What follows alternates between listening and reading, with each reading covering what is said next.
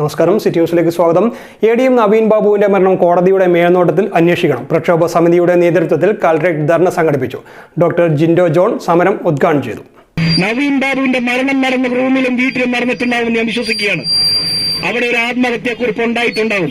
ഇതൊക്കെ നമ്മുടെ ചില അനുഭവങ്ങളുടെ ചില കാര്യങ്ങൾ നമ്മൾ ഇതിനു മുമ്പ് കണ്ടു പരിചയപ്പെട്ടതിന്റെ ഒരു അനുഭവത്തിന്റെ വെളിച്ചത്തിൽ പറയാം.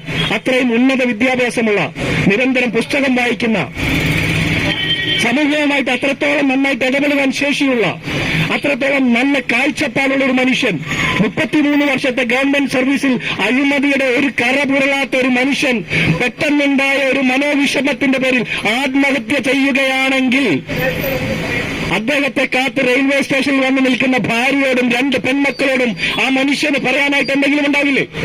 33 വർഷം ആ മനുഷ്യനോടൊപ്പം തൊട്ടടുത്ത് കസേര വന്നിട്ട് ജോലി ചെയ്ത സർക്കാർ ഉദ്യോഗസ്ഥരായിട്ടുള്ള ആയിരക്കണക്കിന് മനുഷ്യരോട് ആ മനുഷ്യന്റെ ഭാഗം പറയാനായിട്ട് എന്തെങ്കിലും സത്യമുണ്ടാകുമല്ലോ.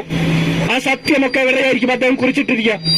ഇത്രയും പൊതുബോധമുള്ള ഒരു ഉദ്യോഗസ്ഥൻ അത്തരം സത്യവാചകങ്ങളൊന്നും കുറിച്ചിടാതെ മരണത്തിലേക്ക് പോകുമെന്ന് നിങ്ങൾ വിശ്വസിക്കുന്നുണ്ടോ? ഞാൻ വിശ്വസിക്കുന്നില്ല.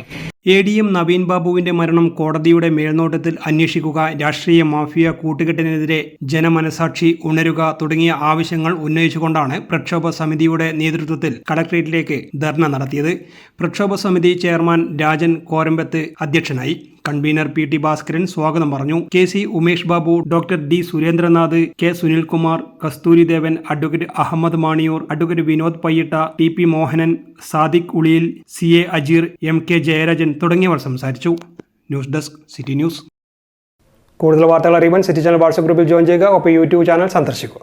വാർത്തകളുടെ അവസാനിക്കുന്നില്ല. മറ്റൊരു വാർത്തയുമായി വീണ്ടും കാണാം. നമസ്കാരം.